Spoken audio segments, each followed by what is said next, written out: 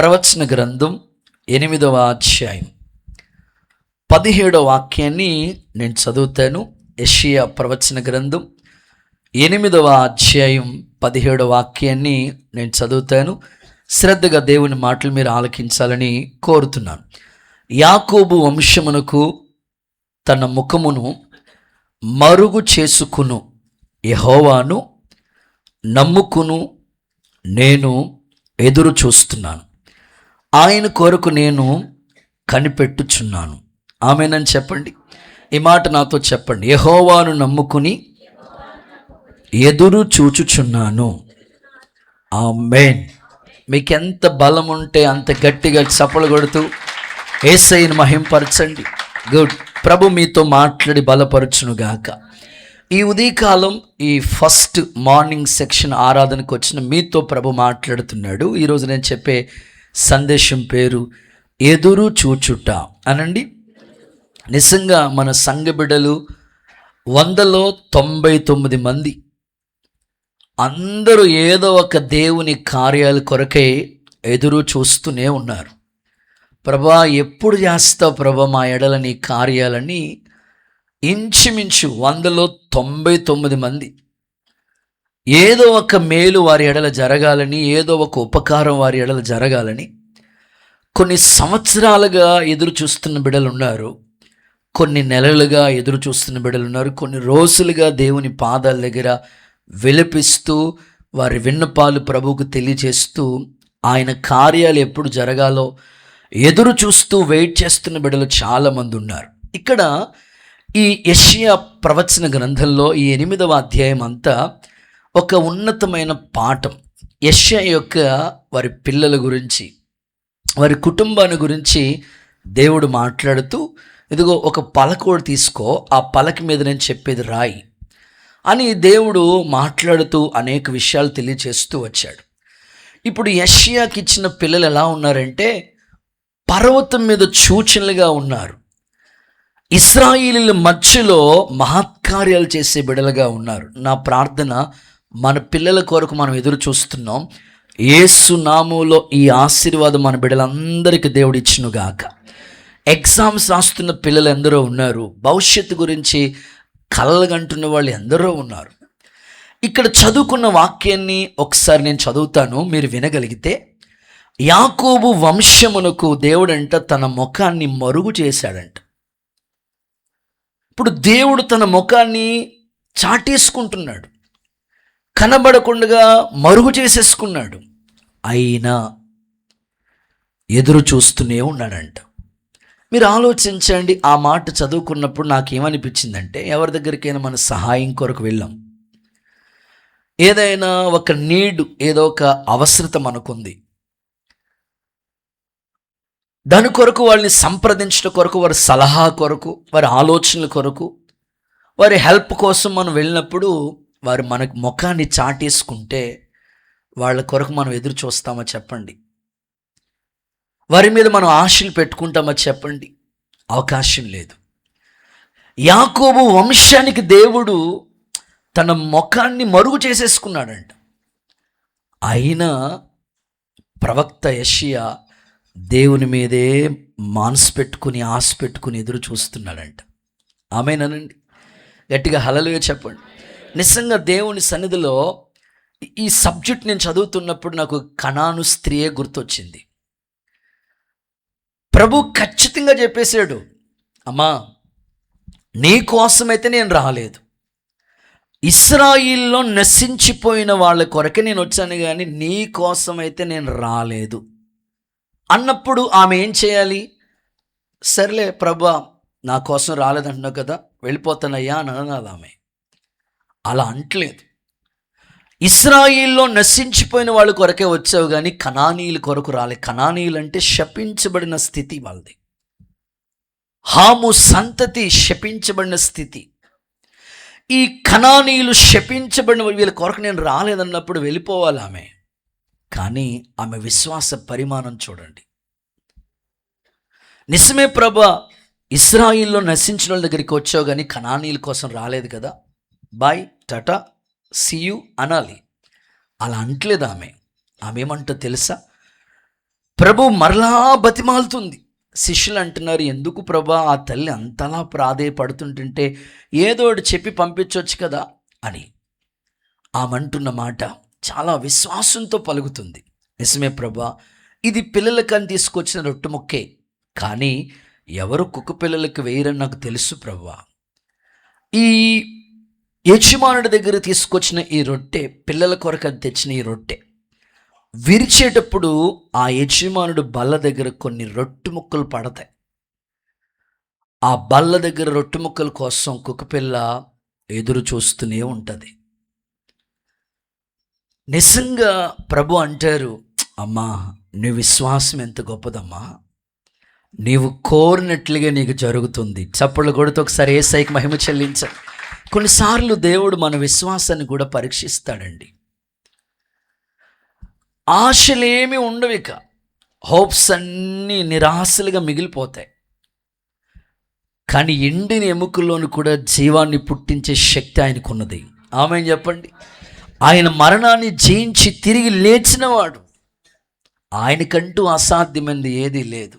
అందుకే ఆ పాటలు, ఆ చరణం కూడా ఏర్పాటు చేయడానికి దేవుడు ఆలోచన ఇచ్చాడు. ఎండిపోయిన ఎముకలన్నీ, ఇక ఆశలన్నీ ఏమీ లేవు, కానీ ఆశలను చెగురింప చేసిన దేవుడు, అసాధ్యమైనది ఏమున్నదని నువ్వు ఎదురు చూడగలిగితే ఖచ్చితంగా దేవుని కార్యం నీ ఎడల జరుగునుగాక. ప్రభు నీ మీద దయ చూపించునుగాక, కృపకు పాత్రుడిగా మార్చునుగాక. బైబిల్ గ్రంథంలో మనం చూస్తే, చదువుతూ ఉంటే, పుట్టి కుంటివాడు దేవాలయం దగ్గరే ఉన్నాడు. ఏదైనా మేలు జరిగితే బాగుండని వస్తున్నారు, చాలామంది వెళుతున్నారు, కానీ ఆ వ్యక్తి అక్కడే ఉన్నాడు. నిలబడలేడు, నడవలేడు, ఏమీ చేయలేడు, కానీ ఉన్నాడు. ఏదో రోజు నేను నడుస్తాను, ఏదో రోజు దైవ కార్యం జరుగుతుందని అలాగే వెయిట్ చేస్తూ ఉన్నాడు, అక్కడే ఉండిపోయాడు. పేతురు యోహానుల వైపు చూస్తున్నాడు, ఏదైనా జరుగుతుందేమో అని. పేతురు యోహానులు ఇలా అంటున్నారు, మా దగ్గర వెండి బంగారాలు ఏమీ లేవు, నాకు కలిగిందే నీకు ఇస్తున్నాం, నజరేయుడైన యేసు నామములో లేచి నడువు అని చెప్పిన వెంటనే ఎంతో కాలంగా నడవలేక ఒకే స్థితిలో ఉండిపోయిన వ్యక్తి దిగ్గున లేచి నిలిచి నడిచి దేవుణ్ణి స్తుతించి మహిమపరిచాడు. చప్పట్లతో ప్రభుకి మహిమ చెల్లిద్దామా? ఈ ఉదయకాలం ఒక సేవకుడిగా నేను కోరుకుంటున్నాను, నిజంగా దేవుని మీద మీరు ఆశ పెట్టుకుంటే, నిజంగా మీరు ఆయన ముఖం మరుగు చేసేసుకున్న యాకోబు వంశానికి తన ముఖాన్ని చూపించకపోయినా వారి మాత్రం దేవుని కొరకు ఎదురు చూస్తూనే ఉన్నట్లు, ఈ ఉదయకాలం ఎంతో కాలంగా నువ్వు అనుకుంటున్న ఆశయాలు జరగట్లేదు అని కలవరపడుతున్నావు, అయినా దేవుడు ఏదో ఒకటి చేస్తాడని ఎక్కడో ఒక 1% నీకు ఆశ ఉంది. మరలా నువ్వు ఆ ఆశని రెన్యువల్ చేసుకుని దేవుని వైపు చూడగలిగితే ఖచ్చితంగా నీ ఆశయాలు యేసు నామములో చిగురు పుట్టునుగాక, సహాయం నీకు కలుగునుగాక. కొన్ని ఉదాహరణలు చెప్తాను. నిరుద్యోగ సమస్యతో చాలామంది బాధపడుతున్నారు. వారి ఆశ ఒకటి, ఉద్యోగం కొరకే ఎదురు చూస్తున్నారు. మరికొంతమంది సరైన గృహాలు లేక అద్దింట్లో ఉండి ఎప్పుడయ్యా నేను ఇల్లు కట్టుకునేదని ఆ గృహాల కొరకు ఎదురు చూస్తున్న వాళ్ళు ఉంటారు. ఆల్రెడీ ఇల్లు కట్టేసుకున్న వాళ్ళు ఆ బాధ మర్చిపోతారు, కానీ ఇల్లు లేని వాళ్ళు ఖచ్చితంగా ఎదురు చూస్తారు, ప్రభా ఎప్పుడు మా ఆశలు చిగురించేది నీవు, ఎంతకాలం ఇంకా ఈ అద్దింట్లో ఉండాలి నేను అని. మరికొంతమంది వివాహాల కొరకు, ప్రత్యేకంగా యుక్త వయసు వచ్చిన పిల్లలు ఎందరో పరిశుద్ధమైన వివాహాలు జరగాలని తల్లిదండ్రులు కనిపెడుతున్నారు, ఎదురు చూస్తూనే ఉన్నారు, ఆ పిల్లలు వెయిట్ చేస్తూ ఉన్నారు. తప్పకుండా ఏదో ఒక మంచి సంబంధం దేవుడు సమకూర్చాలని ఆశతో వాళ్ళు ఉన్నారు. మరికొంతమంది వివాహాలై సంవత్సరాలు గడిచిన పిల్లల కొరకు సంతాన ప్రాప్తి కలగలేదని దేవుని పాదాల దగ్గర ఎదురు చూస్తున్న వాళ్ళు కొందరు. ఇంకొంతమంది లక్షల రూపాయలు వ్యాపారాల కొరకు పెట్టుబడి పెట్టి, ఎప్పుడయ్యా ఈ వ్యాపారం డెవలప్ అయ్యేది, ఎన్ని లక్షల రూపాయలు నేను పెట్టుబడి పెట్టి వ్యాపారం చేస్తున్నాను, ఎప్పుడయ్యా నేను అనుకున్న గోల్ రీచ్ అయ్యేదని చాలామంది ఎదురు చూస్తున్న బిడ్డలు ఉన్నారు. మరికొంతమంది భౌతిక విషయాల్లో ఎన్నో ఎదురు చూస్తున్న వాళ్ళు కొందరైతే, ఆత్మీయంగా ఎదురు చూసేవాళ్ళు కొందరు. దేవుడు వాగ్దానం ఇచ్చాడు కదా మనకి. వాగ్దానము అన్నీ మన పట్ల అవునన్నట్లుగా ఉన్నాయి. వాగ్దానాలన్నీ కూడా దేవుడు ఆమేనన్నాడు. ఆకాశం గతించిపోవచ్చు, భూమి గతించిపోవచ్చు, దేవుని మాట గతించదు. వాగ్దానాల కొరకు కొంతమంది ఎదురు చూస్తారు. అంటే ఏదో ఒక వాగ్దానం దేవుడు నీకు ఇచ్చాడు, ఆ వాగ్దానం నెరవేర్చబడట్లేదని ఎంతో కాలంగా ఎదురు చూస్తున్న వాళ్ళు చాలామంది ఇక్కడ ఉన్నారు. నా ఆశ, వాగ్దానం ఎప్పుడు కూడా ఎక్స్పైర్ డేట్ లేదు. స్తోత్రం చెప్పండి ఒకసారి. ఈ ఇయర్ మారిపోవచ్చు, కానీ ఆ ఇయర్లో జరగపోయినా ఈ ఇయర్లో ఖచ్చితంగా దేవుడు నీకు చేస్తాడు. ఆమేనని చెప్పండి. వాగ్దానానికి ఎక్స్పైరీ డేట్ లేదు. ఖచ్చితంగా ఆ వాగ్దానాలు నెరవేర్చబడతాయి. మరికొంతమంది హోలీ స్పిరిట్, పరిశుద్ధాత్మ నింపుదల కొరకు ఎంతో కాలంగా ఎదురు చూస్తున్నారు. ప్రభు కూడా చెప్పాడు, పట్టణంలో మీరు వెళ్ళి నిలిచి ఉండండి, పైనుండి శక్తి పొందేంత వరకు అక్కడే మీరు ఉండండి అని ప్రభు చెప్పాడు. నా ఆశ, ఎంతమంది హోలీ స్పిరిట్ కొరకు ఎదురు చూస్తున్నారో వాళ్ళ ఆశయాలు దేవుడు నెరవేర్చునుగాక. మరికొంతమంది ఆత్మీయ జీవితంలో ప్రభు రాకడ కొరకు, కొరింథీ సంఘము అన్ని కృపావరాలు కలిగి ఏ లోపము లేకుండా దేవుని రాకడ కొరకు, ప్రత్యక్షత కొరకు ఆ సంఘం ఎదురు చూస్తుందట. మీలో కొంతమంది ఆత్మీయులు ఎప్పుడయ్యా నీ రాకడ వచ్చేదని ఎదురు చూస్తున్న వాళ్ళు కొందరున్నారు. ఏదేమైనా ఈ ఉదయకాలం ఇటు భౌతిక విషయాల కొరకు నువ్వు ఎదురు చూస్తున్నా, ఇటు ఆత్మీయ విషయాల కొరకు ఎదురు చూస్తున్నా, దేవుని ముఖం నీకు కనబడకుండా ఆయన మరుగు చేసేసుకున్నా, భక్తులు చెప్తున్నారు, అయినా నేను దేవుని కొరకే ఎదురు చూస్తాను, ఆయన కొరకే కనిపెడతాను, యేసు నామములో మీ ఆశయాలు నెరవేర్చునుగాక. కొంతమంది ఇలా అడుగుతారు, అయ్యా దేవుడి కొరకు వెయిట్ చేయవలసిన పని వచ్చింది.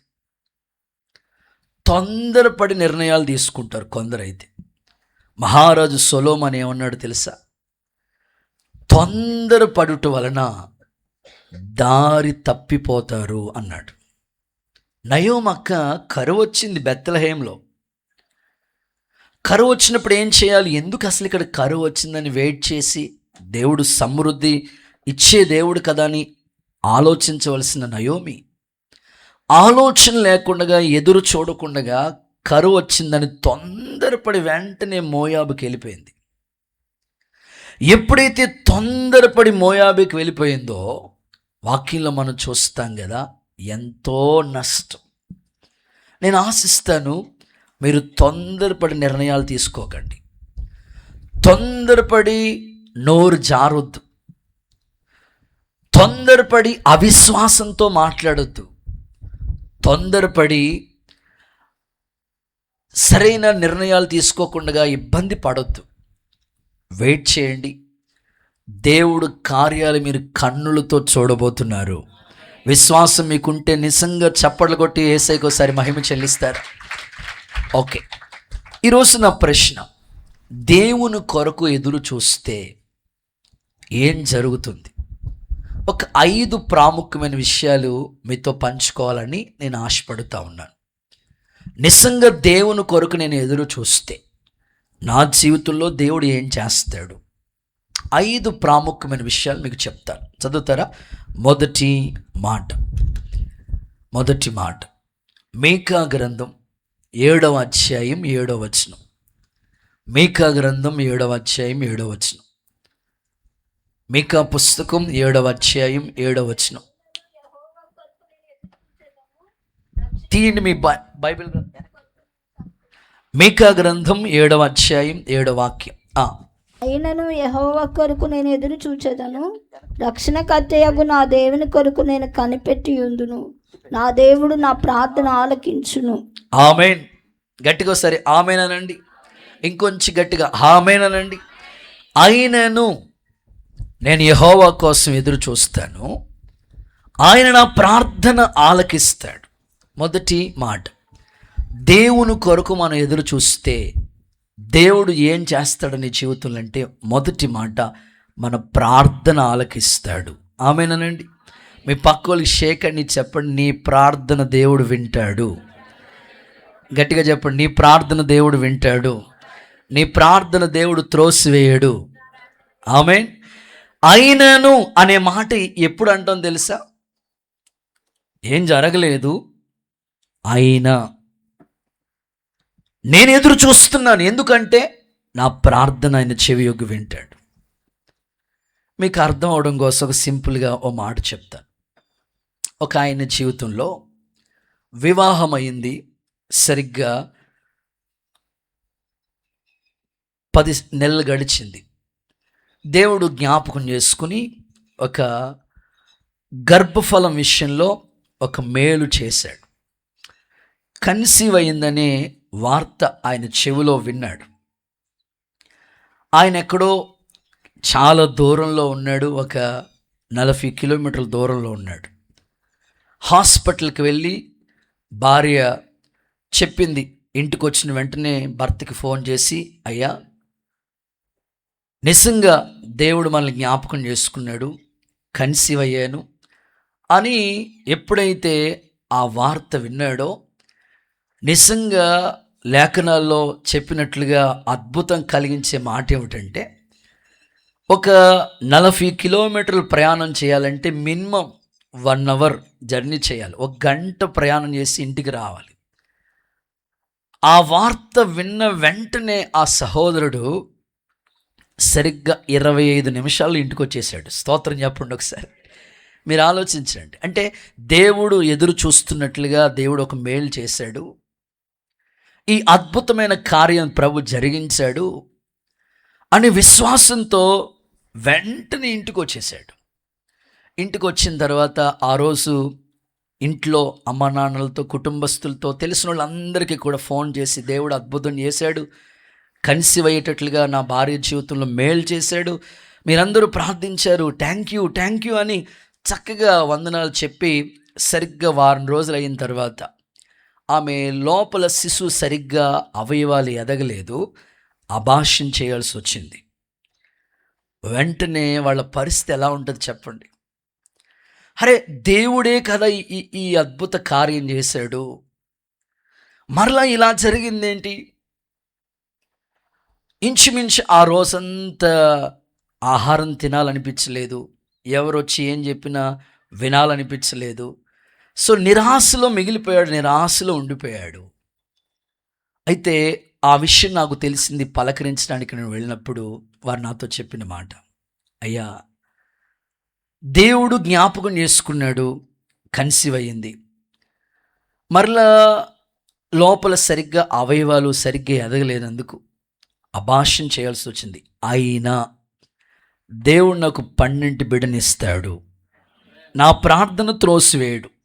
ఎందుకు ఇలా జరిగిందో తెలియదు, అయినా నా ప్రార్థన దేవుడు వింటాడు అని విశ్వాసంతోనే ఆయన ఒప్పుకుంటూ కొంచెం కూడా బాధ కలిగినట్లుగా ఫేస్లో కానీ మాటల్లో కానీ అవిశ్వాసం కొంచెం కూడా వచ్చినట్లుగా నేను చూడలేదు.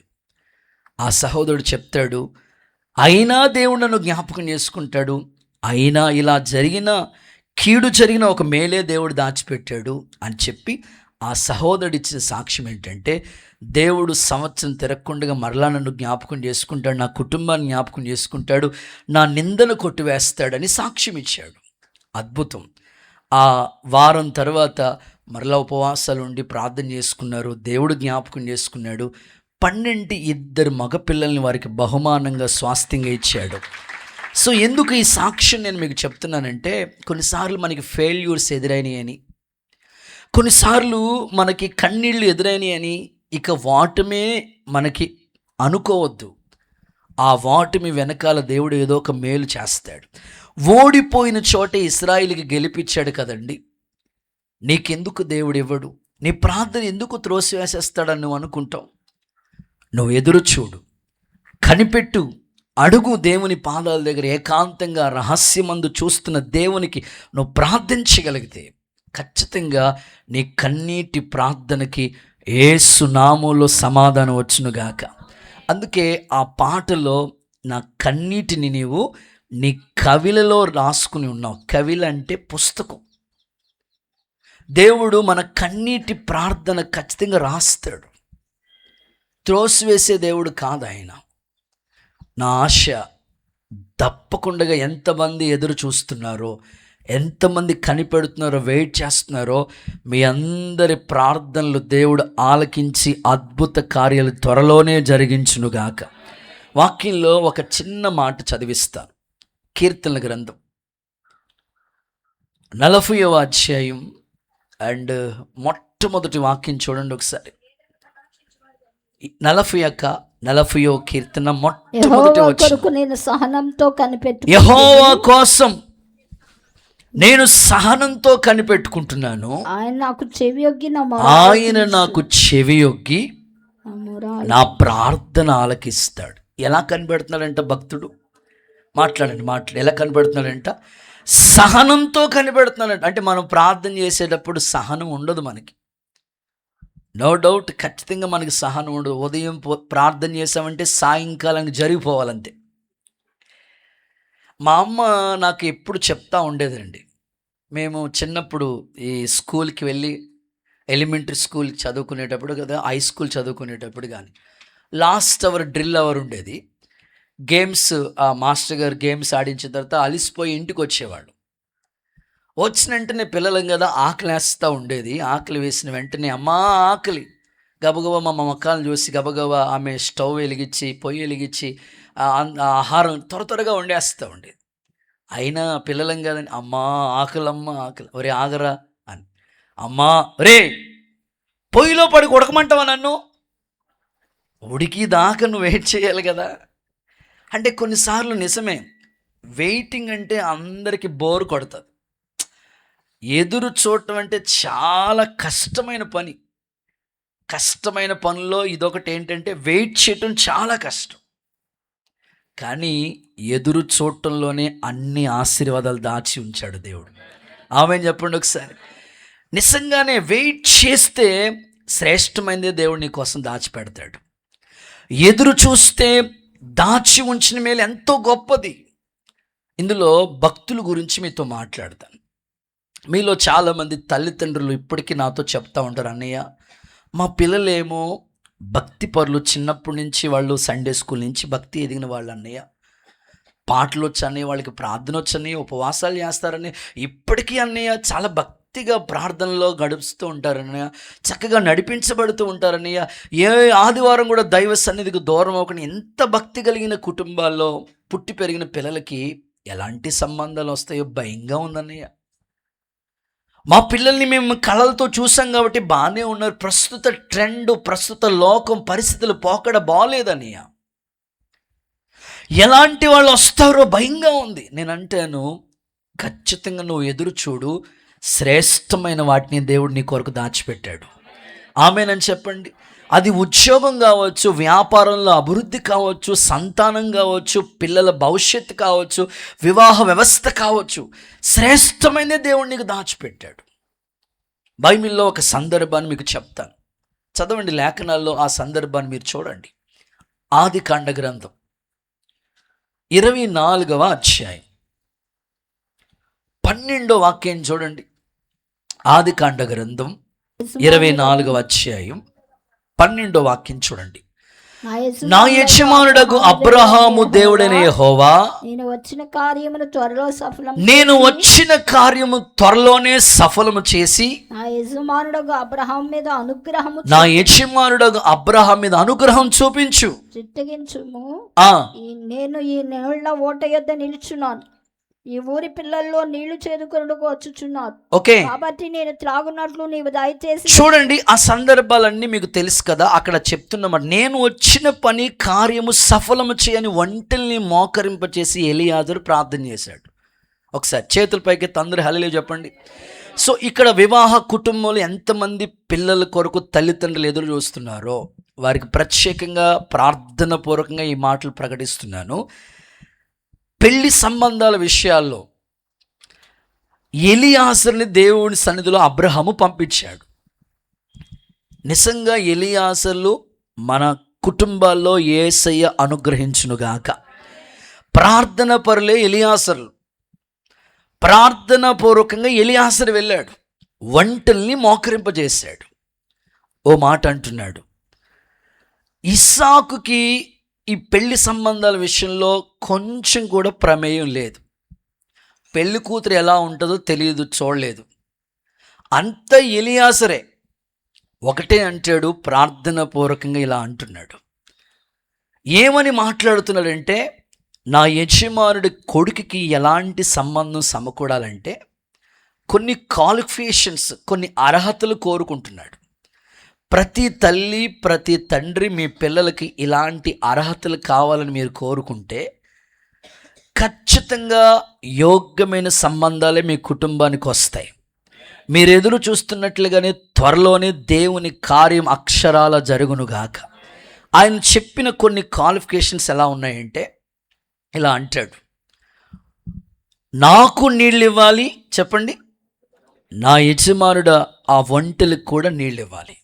అంటే వచ్చే కుటుంబం, వచ్చే ఫ్యామిలీ, వచ్చే వాళ్ళ వ్యక్తులు మనస్తత్వాలు ఎలా ఉండాలి? నిజమే కదా, వాళ్ళు ఎలా ఉంటారో వాళ్ళ మనస్తత్వాలు మనకి తెలియదు. మన పిల్లలు మన కళ్ళ ముందు ఎదిగారు, మనం చిన్నప్పటి నుంచి మన పిల్లల్ని చూస్తాం, చక్కగా వాళ్ళు పెరిగారు, ప్రయోజకులుగా అయ్యారు. సో ఇప్పుడు కుటుంబ వ్యవస్థలో మన పిల్లలు అడుగు పెట్టబోతున్నారు కాబట్టి ఆ వచ్చే వాళ్ళు ఎలా ఉండాలో టెన్షన్స్తో కొంతమందికి బీపీ ఎంత ఉండాలో వాస్తవంగా బోస్ గారు 120 ఉండాలి, కానీ అది 200కి వెళ్ళిపోతుంది కొన్నిసార్లు. మీకు ఏసై స్తోత్రం చెప్పండి అనిపిస్తుంది. అలా ఉంది అందరికీ కూడా. అందరికీ చాలామంది తల్లి పిల్లలకి ఏమైపోతారు, ఎలాంటి వాళ్ళు వస్తారో ఏంటో టెన్షన్తో ఉన్నారు. అయితే నేను చెప్పే మాట ఏమిటంటే, మీరు ఎలియాజరు అయితే మీరు ఇలాంటి నిర్ణయాలతో మీరు అడగండి దేవుని దగ్గర. ఏమని కోరుకుంటుందో తెలుసా తల్లి? ఆ యొక్క ఎలియాజరు ఏమని అడుగుతున్నారో తెలుసా? వచ్చే ఆమె నాకు నీళ్ళు ఇవ్వటమే కాదు, నా వంటలకు కూడా నీళ్ళు ఇవ్వాలి. అంటే ఆత్మీయంగా చెప్పాలంటే కాబోయే భర్తను చూసుకోవటమే కాదు, ఆ భర్త ఇంటోళ్ళని కూడా చూసేవాళ్ళు కావాలి. ఆమెను చెప్పలేదు కొంతమంది వాళ్ళ భర్తే వాళ్ళకి దేవుడు. స్తోత్రం చెప్పండి. వాళ్ళ ఇంటోళ్ళు ఏమైపోయినా అనవసరం. అలా అనుకోవద్దండి. మీ పిల్లలకి అలా కోరుకోవద్దు. ఏమని కోరుకోవాలి? వాళ్ళ అమ్మాయిలు రావాలని కోరుకుంటే ఇలా అని కోరుకోండి, లేదా అబ్బాయిలు కావాలని. సో తండ్రి మా వ్యక్తిని చూడటమే కాదు, మా ఇంటోళ్ళని కూడా చూసేవాళ్ళు కావాలి. అందరూ సరే ఆమెనంటారా? అలాంటి వాళ్ళ గురించి మీరు ప్రార్థన చేయండి. మీ ప్రార్థన ఖచ్చితంగా యేసు నామములో సఫలమగునుగాక. ఇంకో మాటలో చెప్పాలంటే, ఒంటికి నీళ్ళు పెట్టడం అంటే కష్టపడే మనసున్న వాళ్ళు కావాలండి. అది ఉద్యోగమా, వ్యాపారమా, చేతిపైన పెద్ద కుటుంబమా, ఇంట్లో కష్టపడే మనసు ఎవరికి ఉంటుందో అలాంటి వాళ్ళ కొరకు మీరు ఎదురు చూసి ప్రార్థించండి. మీ ప్రార్థనలన్నీ యేసు నామములో సఫలమగునుగాక. ఇంకొక మాట ఇక్కడ చెప్తాను. అక్కడ ఆమెకి 10 నాణాలు ఇచ్చినట్లుగా లేఖనంలో మనం చూస్తాం. 10 అనేది ధర్మశాస్త్రానికి గుర్తు. వచ్చేవాళ్ళు ఎలా ఉండాలో తెలుసండి? వాక్యం తెలిసిన వాళ్ళై ఉండాలి. ఒక్కరు కూడా ఆమెను చెప్పలేదు. మీ కోడలు కావచ్చు, అల్లుడు కావచ్చు, నమ్మకమైన అల్లుళ్ళ కోసం ఎదురు చూస్తున్న వాళ్ళకి దావీదు లాంటి నమ్మకమైన అల్లుళ్ళు దేవుడు అనుగ్రహించునుగాక.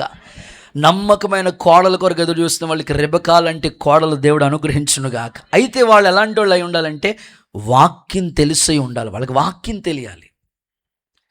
వాక్యం తెలుసు అనుకోండి, అత్తని ఎలా చూడాలో, మామయ్య గారిని ఎలా చూడాలో, భర్తను ఎలా చూడాలో, తోడుకోళ్ళని ఎలా చూడాలో, అత్తగారిని ఎలా చూడాలో, ఆడమడుసుని ఎలా చూడాలో, ఎవరికి ఏ గౌరవం ఇవ్వాలో అన్నీ తెలుస్తుంది వాళ్ళకి.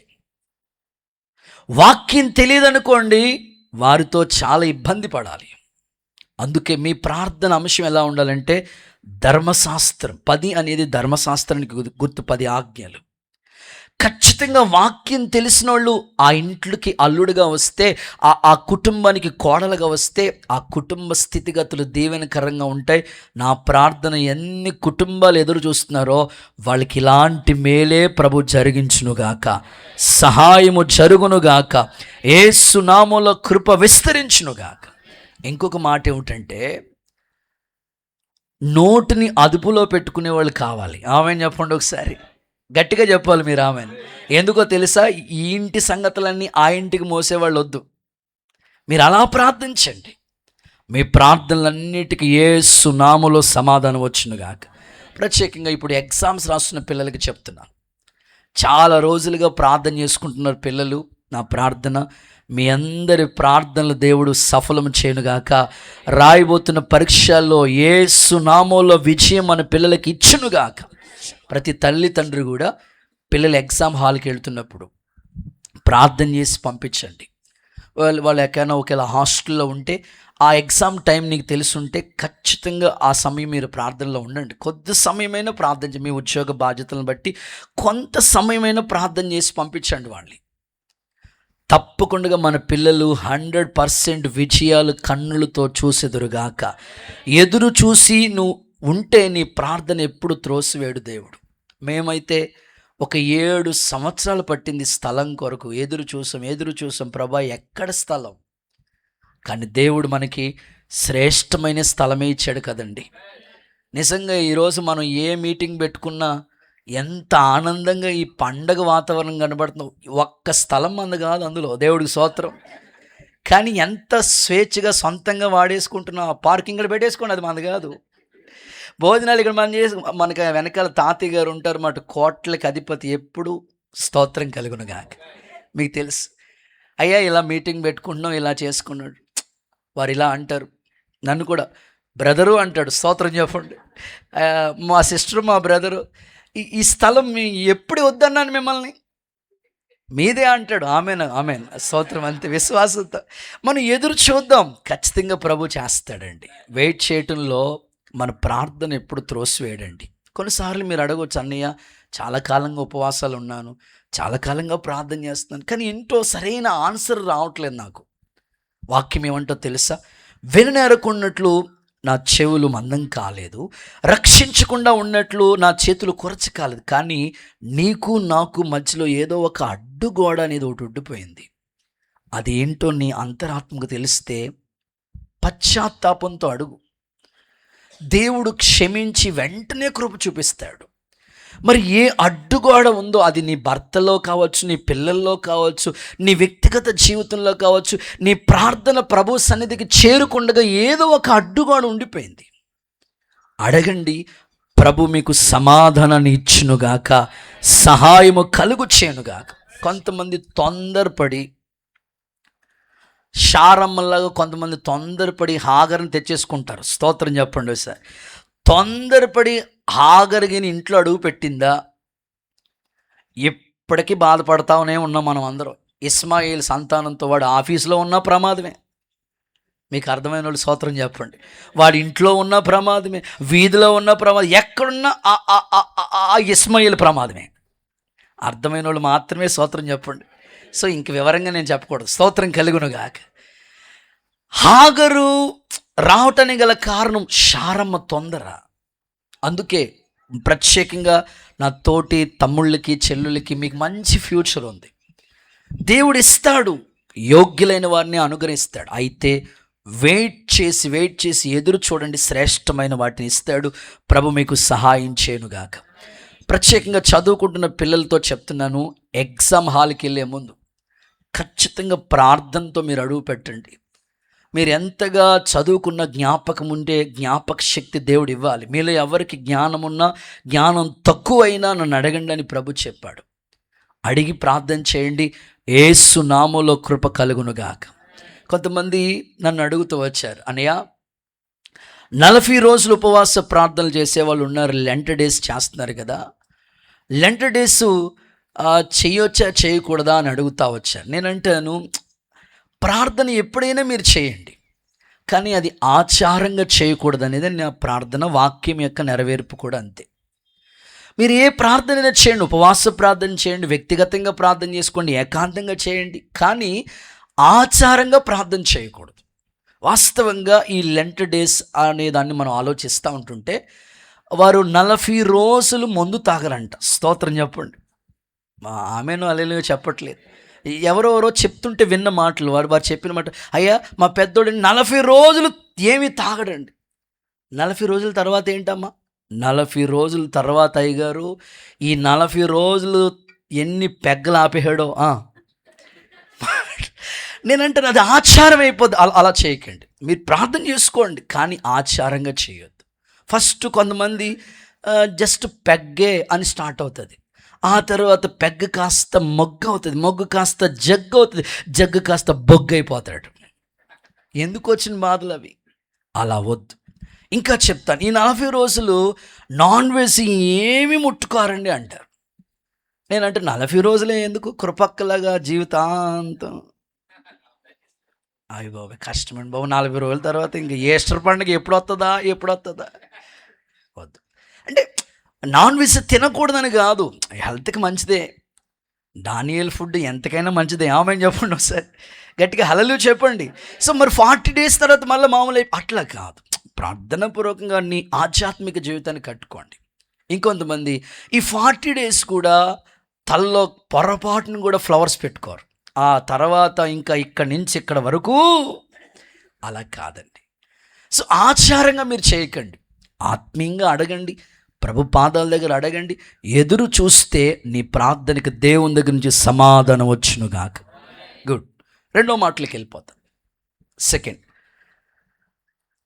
దేవుడు మనకి ముఖాన్ని మరుగు చేసేసుకున్నాం, కనబడకపోయినా నేను మాత్రం ఎదురు చూస్తున్నాను అంటున్నాడు. ఎందుకు? దేవుని కొరకు మనం ఎదురు చూస్తే ఫస్ట్ థింగ్ మన ప్రార్థన ఆలకిస్తాడు. నెంబర్ 2, యెషయా గ్రంథం 40వ అధ్యాయం 31వ వచనాన్ని చదవగా విందాం. యెషయా గ్రంథం 40:31. యెహోవా కొరకు ఎదురు చూచువారు అందరూ చూడాలి. యెహోవా కోసం ఎదురు చూసేవాళ్ళు నూతన బలాన్ని పొందుకుంటారు.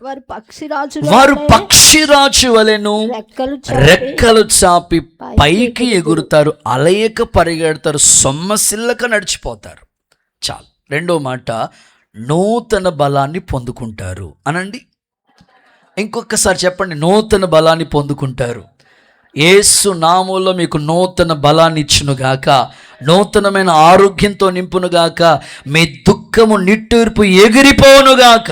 మీ శరీరంలో ఏ బలహీనత ఉన్నా దేవుని పాదాల పట్టుకుని ఈ మాట మీకు ప్రకటిస్తున్నాను, యేసయ్య మీకు మంచి ఆరోగ్యాలతో నింపి పంపునుగాక. ఎవరైతే దేవుని కొరకు ఎదురు చూస్తారో వాళ్ళ జీవితంలోని వాక్యం చెప్తుంది, వారు నూతన బలాన్ని పొందుకుంటారట. ఇక్కడ నూతన బలం అనే దాని గురించి మెన్షన్ చేస్తూ ఒక థీమ్ ప్రభు చెప్తున్నాడు. ఏమని అంటున్నాడంటే, వాళ్ళు పక్షిరాజు వలె రెక్కలు చాపి పైకి ఎగిరే బలం. అంటే రాకడలో కూడా ఎత్తబడే ఆ అనుభవంలోకి వెళ్తారు వాళ్ళు, అది నూతన బలం. అలయక సొమ్మసిల్లక, కొన్నిసార్లు మనము అలసిపోతూ ఉంటాం, కొన్నిసార్లు మనం విసుగుపోతూ ఉంటాం, కొన్నిసార్లు చాలాసార్లు విసుగు వచ్చేస్తూ ఉంటుంది, నిరాశలోకి వెళ్ళిపోతూ ఉంటాం, డిప్రెషన్లోకి వెళ్ళిపోతూ ఉంటాం.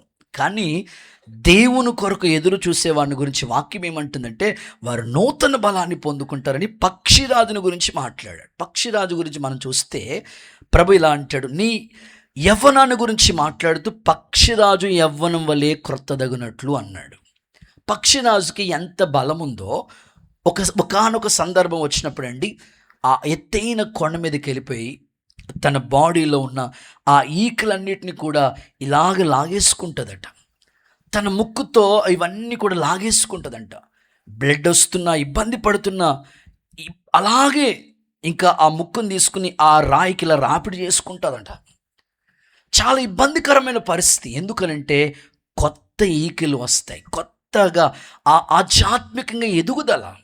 ఈరోజు నా ఆశ ఏమిటంటే, మీలో కూడా చాలామంది బలహీనులుగా ఉన్నారు, దీర్ఘకాలిక ఎన్ని మందులు వాడుతున్నా తగ్గని రోగాలతో చాలామంది ఎదురు చూస్తున్నారు.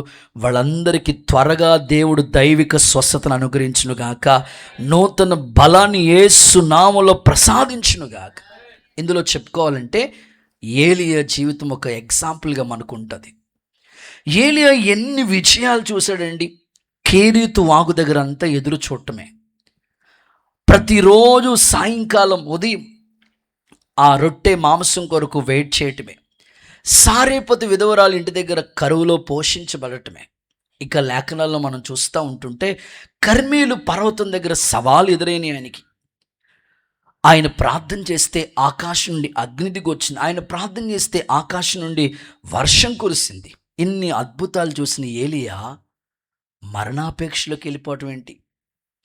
కొన్నిసార్లు అండి చాలామంది ఒంటరిగా ఎక్కువగా ఆలోచిస్తూ ఉంటారు. ఒంటరిగా కూర్చుని ఆలోచిస్తూ ఉంటే నువ్వు ఓడిపోయిన విషయాలన్నీ నీకు గుర్తొస్తే నీకేమనిపిస్తుందంటే చచ్చిపో, ఎందుకు, ఎవరి కోసం బతుకుతావు, ఈ బాధలన్నీ ఎవరు భరిస్తారు, చాలే, ఈ ఈ- ఈ- ఈ బాధ నువ్వు భరించలేకపోతున్నావు కదా, ఒక్క రోజుతో పోతుందని ఇలాగ నిన్ను సాతానుగాడు ప్రేరేపిస్తూ ఉంటాడు.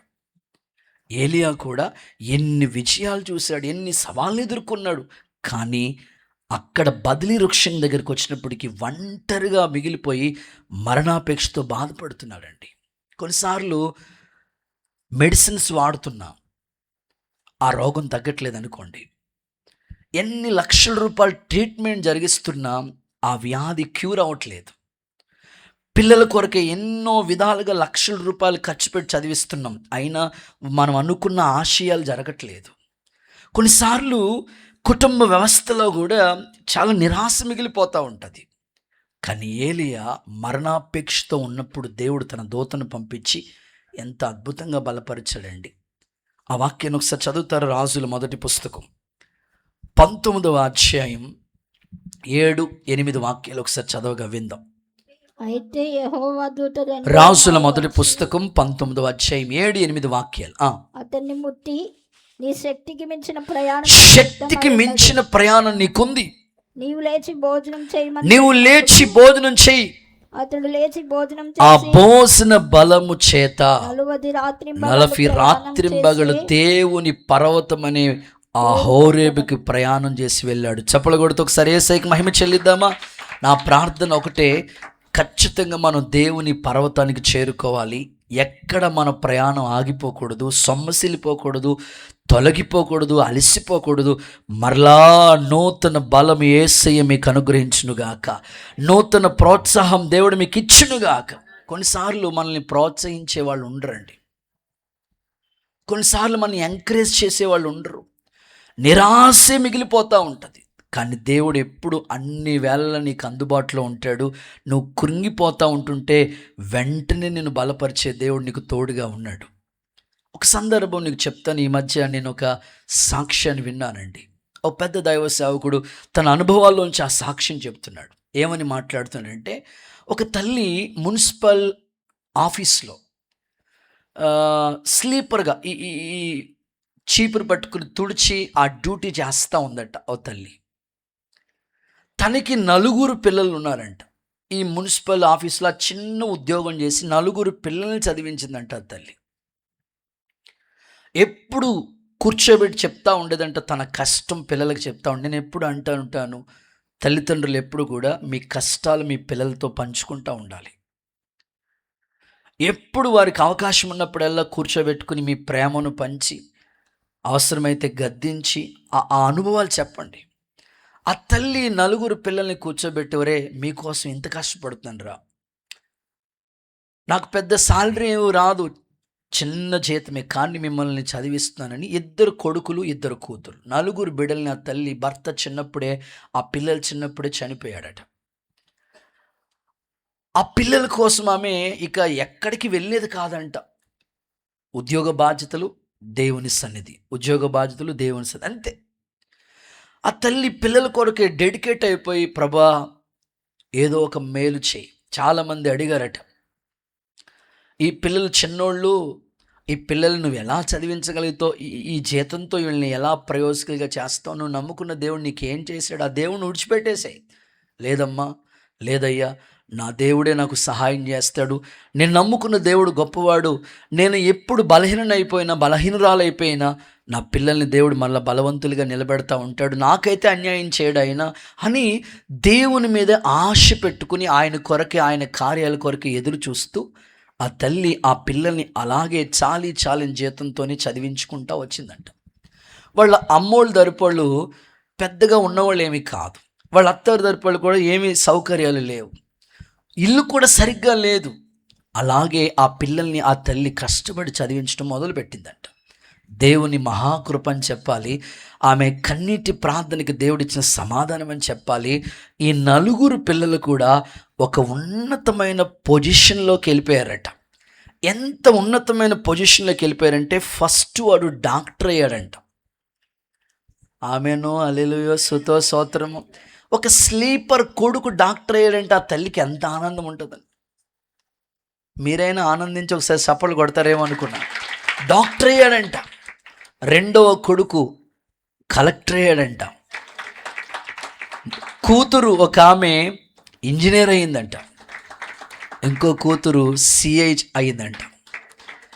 సో ఈ నలుగురు పిల్లల గురించి ఆ దైవజనుడు చెప్తుంటే నేను విన్న మాట ఏమిటంటే, ఈ తల్లి దేవుని మందిరానికి వెళ్తే నలుగురు పిల్లల్ని దేవుని సంధికి తీసుకెళ్ళి ప్రార్థించినప్పుడల్లా అడుగుతూ ఉండేదంట, ప్రభా ఈ పిల్లల్ని నేను చదివించలేనయ్యా, ఈ జీవితం నా వల్ల కాదు ప్రభా. చాలాసార్లు కృంగిపోయిందంట. ఈరోజు నా పిల్లల్ని చదివించడం, పిల్లల్ని పెంచో స్థాయికి తీసుకురావటం, గొప్పవాళ్ళని చేయటం చాలా కష్టమైన పని అది. కానీ దేవుడు ఆమెను బలపరిచాడు గనుకే భక్తుడు అంటాడు కదా, నన్ను బలపరుచు క్రీస్తునందే నేను సమస్తము చేయగలను. ఒక ఏ భర్త లేని ఆ తల్లికి సమాజంలో విలువ లేదు. వాస్తవంగా ఆధారం లేదు, ఆమెకి ఒక చిన్న జాబు తప్ప అవకాశం లేదు. అలాంటి ఆమె దేవుని మీద ఆధారపడి బలహీనురాలు అవ్వకుండా బలవంతురాలుగా మారి తన పిల్లల్ని అద్భుతంగా తీర్చిదిద్దిన తల్లిని ఈరోజు మీ ముందెందుకు ఉంచానంటే, మీరు కూడా కొన్నిసార్లు ఈ అత్తగారితో నేను పడలేను, ఈ భర్తతో నేను పడలేను, ఈ కుటుంబంలో ఎందుకు అడుగు పెట్టానో, ఇలాంటి కుటుంబం నాకు పరిచయమైంది, పిల్లలు ఏమైతే అయిపోతారు అని అనుకుని నిరాశలోకి వెళ్ళిపోతున్న వాళ్ళు చాలామంది ఇక్కడ ఉన్నారు. నా ప్రార్థన నువ్వు నిరాశ పడొద్దు. వారి కొరకు చేసిన ప్రార్థన వృధా కాదు. నీ పిల్లల కొరకు నువ్వు పడ్డ కష్టం, నీ కష్టాజీతం ఖర్చు పెడుతున్నావు కదా, వ్యర్థం కాదు. రాబోయే కాలానికి నీ కళ్ళ ముందే నీ పిల్లలు ప్రయోజకులుగా మార్చబడుదురుగాక. యేసు నామములో దేవుడి సహాయం నీకు కలుగునుగాక. ఖచ్చితంగా నీ ప్రయాస వ్యర్థం కాకుండా ప్రభు సహాయం చేస్తాడు, నేను బలవంతునిగా మార్చునుగాక. మూడో మాట, థర్డ్ వన్, 25వ కీర్తన 25వ కీర్తన 3వ వచనం. 25వ కీర్తన 3వ వచనం. వారిలో ఎవడును సిగ్గును నీ కొరకు ఎదురు చూస్తున్న వాళ్ళలో ఏ ఒక్కరు కూడా సిగ్గుపడరు. అందరూ ఒకసారి ఆమేనంటారా? మీ పక్కలకి షేక్ అండి, చెప్పండి సిగ్గుపడము. నా ముఖం కదా, వాళ్ళ ముఖం చూసి చెప్పాలి, సిగ్గుపడవనండి. ఇంకొకసారి చెప్పండి సిగ్గుపడరని చెప్పండి. కొన్నిసార్లు మనం ఎంతో పెట్టుబడి పెడతామండి, కొన్నిసార్లు ఎంతో ఆశలు ఉంటాయి మనకి, కానీ అంత రివర్స్లో జరుగుతూ ఉంటుంది. మీకే కాదు, నాకు కూడా అన్ని రివర్స్లో జరుగుతూ ఉంటాయి. స్తోత్రం చెప్పండి ఒకసారి. వాగ్దానానికి రివర్స్లో జరుగుతూ ఉంటాయి. ఏంటో దేవుడేమో ఈ వాగ్దానం ఇస్తే ఏంటి ఇలా జరుగుతుంది అనిపిస్తూ ఉంటుంది. కానీ దేవుడు కొరకు నువ్వు ఎదురు చూడాలి, కానీ ఎప్పుడు నిన్ను సిగ్గుపడనివ్వడు. ఆమేన్. ఖచ్చితంగా సిగ్గుపరిచే దేవుడైతే ఆయన కాదండి. ఆయన కొరకు ఎదురు చూసే వాళ్ళంట, ఆయన కొరకు కనిపెట్టుకునే వాళ్ళంట ఎప్పుడు సిగ్గుపడరండి. బైబిల్లో ఒక సందర్భాన్ని మీకు చెప్పాలి. అబ్రహామే దీనికి ఒక మంచి ఎగ్జాంపుల్ అండి. నిరీక్షణకి ఆధారం లేదు అంటే తన ముందు ఎవరికో ఇలా జరిగిందని చెప్పడానికి అవకాశం లేదు. మనం వాస్తవంగా ఎన్నో సాక్ష్యాలు వింటాం. వీళ్ళకి 10 సంవత్సరాలు అయిందంటే పెళ్ళై, 10 సంవత్సరాల తర్వాత దేవుడు 2 పిల్లల్ని ఇచ్చాడంటే వాళ్ళని చూసి మనం నమ్ముతాం. అబ్రహాముకు ముందు ఇలా జరిగిన వాళ్ళు ఎవరు లేరు, పిల్లలు పుట్టిన వాళ్ళ సంగతి ఎవరు గురించి సాక్ష్యం వినలేదు ఆయన. నిరీక్షణకి ఆధారం లేనప్పుడు నమ్మాడంట. నేను చెప్పాను కదా, శారమ్మ తొందర పెడతా ఉంటుంది. అమ్మ అక్కోళ్ళు అందరూ మంచోళ్ళే, దేవుడికి స్తోత్రం చెప్పండి. మీరు మాత్రం తొందరపడొద్దమ్మా, స్తోత్రం చెప్పండి. మంచోళ్ళే, కానీ కొన్నిసార్లు తొందరపడిపోతూ ఉంటారు. శారమ్మ తొందరపడిపోయింది, కానీ అబ్రహాం మాత్రం వెయిటింగ్ గుండె రాడుగా చేసుకుని ఎంతో కాలంగా ఎదురు చూశాడు. ప్రభు అంటాడు వాగ్దానాన్ని గుర్తు చేసి, ఇదిగో అబ్రహాం నక్షత్రాలు చూడు, అలా ఉంటా. అసలు ఒక పిల్లోడు కూడా లేడు ప్రభు, నక్షత్రాలు చూడమంటావేంటి? ఇసుక రేణువులు చూడు, ఏంటి ప్రభా, హోప్స్ లేవు. కానీ వాక్యంలో రాయబడిన మాట ఏంటో తెలుసా? నిరీక్షణకి ఆధారం లేనప్పుడు అబ్రహాం నమ్మాడంట. వాగ్దానాన్ని నెరవేర్చడానికి సమర్థుడని నమ్మాడంట. అద్భుతం. లేఖనాల్లో మీరు చదువుతారు చూడండి. ఈ రోమాపత్రిక 4వ అధ్యాయం 18, నుండి 22 వచనాలు నోట్ చేసుకోండి. కొన్ని మాటలు చదువుతారు. నీ సంతానం ఎలాగుండునని జీ షార్ప్ చెప్పిన మేజర్. చదువమ్మా చదువు. తాను అనేక జనములకు తండ్రి అగునట్లు పట్టుకో. నిరీక్షణకు ఆధారం లేనప్పుడు అతడు నిరీక్షణ కలిగి నమ్మెను. ఒకసారి వన్స్ అగైన్. నిరీక్షణకి ఆధారం లేనప్పుడు అతడు నిరీక్షణ కలిగి నమ్మాడు. మరియు అతడు విశ్వాసమునందు బలహీనుడు కాక, విశ్వాసంలో ఎక్కడ బలహీనుడు కాక, తమారమే 100 ఏండ్ల వయసు గలవాడు 100 సంవత్సరాలు కలిగిన వాడై, అప్పటికి తన శరీరం మృతతుల్యం అయిపోయింది, అవకాశాలే లేవు, స్కెల్టిన్ లాగా మారిపోయాడు, అస్థిపంజరంలో అయిపోయాడు. ఆ సమయంలో కూడా సారా గర్భమును మృతతుల్యమైనట్టును ఆలోచించను కానీ ఆ విశ్వాసం వల్ల దేవుని వాగ్దానాల గురించి సందేహించక దేవుణ్ణి మహిమపరిచి ఆ వాగ్దానం చేసిన వాడు నెరవేర్చుటకు సమర్థుడని రూఢిగా నమ్మాడు. కొట్టండి చప్పట్లు. యేసయ్య మీ జీవితంలో వాగ్దానాలన్నీ యేసు నామములో నెరవేరునుగాక.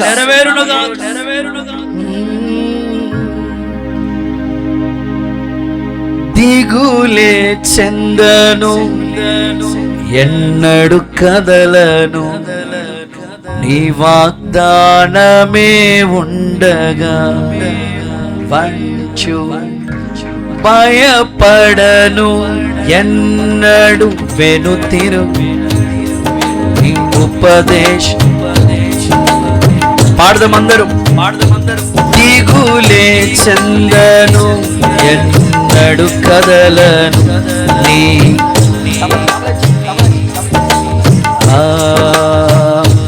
భయపడను, ఎన్నడు వెనుతిరుగను, నీ ఉపదేశం. నా సంపదలను చప్పట్లు వినబడాలి. నావు నాండగా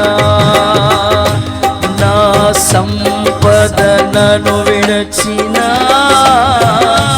నీవున్నావు దగా, నా కన్నీటి కవిలను నీవు చూడక మానవుగా, ఒక్కసారి దృష్టించుము, నీకే. చేతులు పైకెత్తి చప్పలు కొట్టండి అందరూ. క్షణమైన చాలదు నా యేసయ్యా, నీ వింత కార్యముకై. ఇంకొకసారి నీ ఒక్కసారి నీకేది అయ్యా.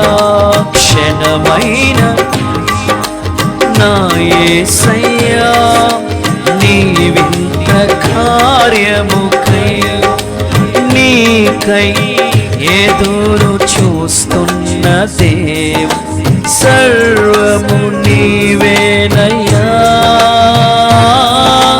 నీకై పరితపిస్తున్న దేవా, ఈ ప్రాణం నీదేనయ్యా. నీ ఒక్కసారి దృష్టించుము, నీకేది క్షణమైన చాలదు నా యేసయ్యా, నీ వింత. ఇంకొకసారి నీ ఒక్కసారి దృష్టించుము, నీకేది అసాధ్యము. క్షణమైన చాలదు నా యేసయ్యా, నీ వింత కార్యముకై, నీకై ఎదురు చూస్తున్న దేవ, సర్వము నీవేనయ్యా. నీకై పరితపిస్తున్న దేవ, నీ ప్రాణం నీదేనయ్యా. నీ ఒక్కసారి దృష్టించు, నీకేది అసాధ్యము. క్షణమైన చాలదు నా యేసయ్యా, నీ వింత కార్యముకై, కార్యమాయే. హల్లెలూయా, హల్లెలూయా. ఆయన కొరకు ఎదురు చూసిన వాళ్ళెవ్వరూ సిగ్గుపడరు. అబ్రహాముని జీవితాన్ని దేవుడు సిగ్గుపడనివ్వలేదు. 100 సంవత్సరాల వయసులో చక్కని 12 బిడ్డను బహుమానంగా ఇచ్చి బహుతరాలకు సంతోషకారకుడిగా చేశాడు. చప్పట్లు కొడుతూ సరే సైకి మహిమ చెల్లిద్దాం. అంత మాత్రమే కాదని అబ్రహాములో ఇంకొక మాట కూడా చదివిస్తాను. హెబ్రీ పత్రిక 11వ అధ్యాయం 10వ వాక్యం చూడండి. హెబ్రీ ఎలయనగా 11, దేవుడు 10. దేనికి శిల్పియు నిర్మాణకుడు ఉన్నాడో పునాదులు గల ఆ పట్టణము పునాదులు గల పట్టణం కోసం అబ్రహాము ఎదురు చూచు అబ్రహాం ఎప్పుడు కూడా ఎదురు చూడటమే. మన ఆత్మీయ జీవితంలో రాకడలో కూడా విడవబడకూడదు మనం. ఆమేన్ చెప్పండి. ఈ భౌతిక విషయాల్లో నువ్వు సిగ్గుపడలేదు. నీకు వివాహ విషయంలో, పిల్లల విషయంలో, సంతాన విషయంలో, జాబ్ విషయంలో, ట్రాన్స్ఫర్ విషయంలో అన్ని దేవుడు చేస్తాడు. అంత మాత్రమే కాదు, ఎత్తబడే గుంపులో కూడా నీవు ఉండాలి, విడవబడకూడదు. పునాదులు గల పట్టణం కోసం అబ్రహాం ఎదురు చూశాడు. నా ప్రార్థన ఇక్కడ కూర్చున్న వాళ్ళందరూ అక్కడ కూడా కనబడాలి. కొంతమంది అనుకున్నారు అప్పుడే వెళ్ళిపోమంటా బాబా, ఇంకా ఏమీ అవ్వలేదు బాబా, బ్యాంకులో బ్యాలెన్స్ ఉంది బాబా, అయినా ఏమో ప్రభు రాకడు ఇప్పుడే వస్తే. ఎత్తబడే గుంపులోనే ఉండాలి, విడవబడకూడదు. పునాదులు గల పట్టణం కొరకే అబ్రహాం ఎదురు చూస్తా వచ్చాడు. నా ప్రార్థన సంఘాన్ని అలాగూ సిద్ధపరచునుగాక, గొప్ప కార్యాలు ప్రభు జరిగించునుగాక. ఇక 2 మాటలు ఉన్నాయి, రిఫరెన్స్ ఇచ్చేసి ముగిచ్చేస్తాను. 4వ మాట యెషయా గ్రంథం 30వ అధ్యాయం 18వ వాక్యం. యెషయా గ్రంథం 30:18 చివరి లైన్లో ఉన్న మాట చూడండి, ఆఖరిలో ఉన్న మాట చదవండి. యెహోవా న్యాయము తీర్చు దేవుడు, ఆయన నిమిత్తం కనిపెట్టుకున్న వారందరూ అందరూ ధన్యులు. ఆమేన్. గట్టిగా ఆమేన్. సో 4వ మాట, దేవుని కొరకు నువ్వు ఎదురు చూస్తే, కనిపెడితే ధన్యులవుతాము. మీరు అడగవచ్చు, అయ్యా దేవుడు కొరకు ఎదురు చూసిన వాళ్ళు ధన్యులైన వాళ్ళు ఎవరు ఉన్నారండి బాబా? ఇందులో ఎగ్జాంపుల్ ఎవరంటే సుమయోను. యేసు ప్రభు పుడతాడు, ఆయన పుట్టిన తర్వాత నువ్వు చేతులతో ఎత్తుకుంటావు, చూస్తావు, అప్పుడు దాకా నీకు సావు రాదు. ఒకరో ఇద్దరు ఆమెను చెప్పారు. అది నిరీక్షణతో ఎదురు చూస్తూ ఉన్నాడు సుమయోను. అలాగే జరిగింది కదా. రక్షకుడు పుట్టాడు, దేవాలయంలోకి తీసుకొచ్చారు. ఎంతో కాలంగా యెరూషలేములో సుమయోను ఉన్నాడు. ఒకటే కాన్సెప్ట్, ఇప్పుడు రక్షకుడిని చూడాలి, ఎత్తుకోవాలి కన్నులతో. ఎంత ధన్యమైపోయిందండి తన జీవితం. మీరు లూకాసు వార్త నోట్ చేసుకొని చదవద్దు. 2వ అధ్యాయం 25 నుండి 32 వరకు సుమయోను చరిత్ర ఉంటుంది. ఏమని రాశారంటే దేవుని మాటల్లో, ఇంత లేఖనాన్ని గురించి మనం చూస్తే, యెరూషలేములో సుమయోను అనే మనుషుడు ఉన్నాడు. అతను నీతిపరుడు, భక్తిపరుడు, ఇశ్రాయేలు ఆదరణ కోసం కనిపెట్టేవాడు. నాదా సత్యస్వరూపి, సకల జనులకు సిద్ధపరిచిన రక్షణ నేను కన్నులారా చూశాను. అంటే రక్షకుని ఎత్తుకుని ఏం చెప్తున్నారంటే, రక్షణ నేను కన్నులారా చూశాను. ఎంత ధన్యమైపోయిందండి. సుమయోను జీవితం ఎదురు చూశాడు గనుక తన జీవితాన్ని ధన్యులుగా మార్చాడు. నా ప్రార్థన ఇక్కడ కూడా ఎంతోమంది కుటుంబాలు అన్యుల నుంచి రక్షింపబడిన వారు, మీ కుటుంబాన్ని దేవుడు ధన్యులుగా మార్చునుగాక. చివరి మాట, ఆఖరి మాట, 5వ మాట. నన్ను అక్క మైక్ ఆపేసేయ, హమ్మింగ్ వచ్చేస్తా. 5వది, దేవుని కొరకు ఎదురు చూస్తే దేశాన్ని స్వతంత్రించుకుంటారు. ఆమేనండి. 37వ కీర్తన 9వ వచనం, 37వ కీర్తన 9వ వచనంలో, దేవుని కొరకు ఎదురు చూసే వాళ్ళ జీవితం అంట దేశాన్నే స్వతంత్రించుకుంటారు. యెహోవా కొరకు కనిపెట్టుకున్న వారు దేశాన్ని స్వతంత్రించుకుంటారు. ఇందులో ఎగ్జాంపుల్ ఎవరంటే యోసేపు అండి. అసలు యోసేపుకి అసలు అవకాశమే లేదు, ఆశలే లేవు. కానీ చెరసాల్లో ఎదురు చూశాడు, గుంటలో పడేసినా ఎదురు చూశాడు. ఇంకో మాటలో చెప్పాలంటే ఆ దేశానికి ప్రధానమంత్రి స్థానంలో కూర్చున్నాడు. ఆమెను చెప్పండి. నేను ఆశిస్తాను, చాలామంది తల్లిదండ్రులు చెప్తూ ఉంటారు, అయ్యగారు ఆలస్యం అయిపోతుంది అయ్యగారు, అయ్యగారు లేట్ అయిపోతుందండి, ఇప్పటికే చాలా మేము ఇబ్బంది పడిపోతున్నాం అయ్యగారు, ఏదో ఒకటి దేవుడు చేయకపోతే ఏం చేయాలో మాకు అర్థం కావట్లేదు. నేను అంటున్నానండి, దేవుడు క్షణం చాలా ఆయనకి, కానీ ఎందుకు ఆలస్యం అవుతుందో తెలుసా? మీ పిల్లల యొక్క వివాహాల గురించి, ఉద్యోగాల కోసం, ప్రమోషన్స్ కోసం ఎదురు చూస్తున్న కార్యాలన్నీ ఎందుకు ఆలస్యం అవుతుందో తెలుసా అండి? సరైన వ్యక్తుల కొరకు మీరు చూడాలి. ఆమెన్ చెప్పండి. ఇప్పుడు మీ ఇంట్లో అబ్బాయి ఉన్నాడు, పెళ్లి సంబంధాల కొరకు ఎదురు చూస్తున్నారు. ప్రపంచంలో అమ్మాయిలు ఎంతమంది లేరు? బోల్డ్ మంది ఉన్నారు, కానీ సరైనోళ్ళ కొరకు ఎదురు చూస్తున్నారు. ఆమెన్ చెప్పండి. ఆడోళ్ళ కొరకు ఎంతోమంది, సరైనోళ్ళ కొరకు. ఇక్కడ యోసేపు జీవితంలో చూస్తే ఈ మాట నన్ను భలే ప్రభావితం చేసిందండి. గుంటలో పడేసినప్పుడు తన పైకి తీసుకురావటానికి ఎవరు లేరు. చెరసాల్లో ఉన్నప్పుడు తన కళలన్నీ కూడా, కళలు కనుక్కున్నవాడు ఏమైపోయాడు రా అని కామెంట్ చేసేవాళ్ళే కానీ ఎవ్వరు ఎంకరేజ్ చేసేవాళ్ళు లేరు. కానీ ఫరోకి కళ వచ్చింది, ఆ కళ భావం చెప్పడానికి యోసేపుని తీసుకురావాలి. యోసేపుకి ఫరోకి తీసుకురావడానికి మధ్యలో ఒక వ్యక్తిని దేవుడు వాడుకున్నాడు. చెప్తారు ఆయన పేరు? పానదాయకుల అధిపతి. నేను ఆశిస్తాను సరైన వ్యక్తుల్ని నీకు దేవుడు పరిచయం చేయబోతున్నాడు. నువ్వు ఎంతో కాలంగా ఎన్నో విధాలుగా ప్రయత్నం చేస్తున్నావు, ఎవరి ద్వారా ఈ పని అవుతుంది, ఎవరి ద్వారా ఇది జరుగుతుంది. ఎన్నో ఛానల్లో మనం అందరూ ప్రయత్నాలు చేస్తూ ఉన్నారు. మీ పిల్లలు కావచ్చు, మీ భవిష్యత్తు కావచ్చు, మీ కుటుంబ స్థితిగతులు, ఎన్నో ఛానల్స్లో మీరు ప్రయత్నాలు చేస్తున్నారు, కానీ సరైన వాళ్ళు దొరకట్లేదు. ఇదిగో ఈ ఉదయకాలం నువ్వు నమ్ము, విశ్వసించు, సరైన వ్యక్తులు నీకు పరిచయం చేయబోతున్నాడు ఆయన. సరైన వ్యక్తుల ద్వారా దేవుడు నీ ఇంట్లో కార్యం మొదలు పెట్టబోతున్నాడు. ఖచ్చితంగా ఇతడు యోసేపు జీవితం చూస్తే దేశాన్ని స్వతంత్రించుకునే హక్కుని దేవుడు అతనికి ఇచ్చాడు. కాబట్టి ఒక సేవకుడిగా నేను ప్రార్థన పూర్వకంగా ఈ మాటలు మీకు అందిస్తున్నాను. ఆయన కొరకు ఎదురు చూడండి. ఆయన కొరకు ఎందుకు ఎదురు చూడాలో ఒక 5 మాటలు మీకు చెప్పాను. నెంబర్ 1, ఆయన కొరకు నువ్వు ఎదురు చూస్తే నీ ప్రార్థన దేవుడు ఆలకిస్తాడు. ఎలియాజరు ప్రార్థన ఆలకించి చక్కని కుటుంబ వ్యవస్థను తన కుటుంబంలో ప్రారంభించాడు దేవుడు.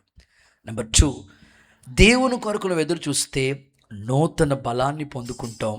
నిజంగా ఏలియా నూతన బలంతో తన ప్రయాణం ఆగిపోకుండా అద్భుతంగా సాగిపోయాడు. నెంబర్ 3, దేవుని కొరకు ఎదురు చూస్తే సిగ్గుపడము. అబ్రహాముని సిగ్గుపరచలేదు. నెంబర్ 4, ధన్యులవుతాం. సుమయోని జీవితాన్ని ధన్యులుగా మార్చాడు దేవుడు. నెంబర్ 5, దేశాన్ని స్వతంత్రించుకునే హక్కుని దేవుడు యోసేపుకి ఇచ్చాడు. అలాంటి కృప మీకు, మీ కుటుంబాలకి దేవుడు ఇవ్వాలని, ఈ మాటలు మీకు దీవెనకరంగా ప్రభు మార్చాలని కోరుకుంటూ, యేసయ్య ఈ మాటలు మన వినికిడిలో దీవెనగా మార్చునుగాక. ఆమేన్.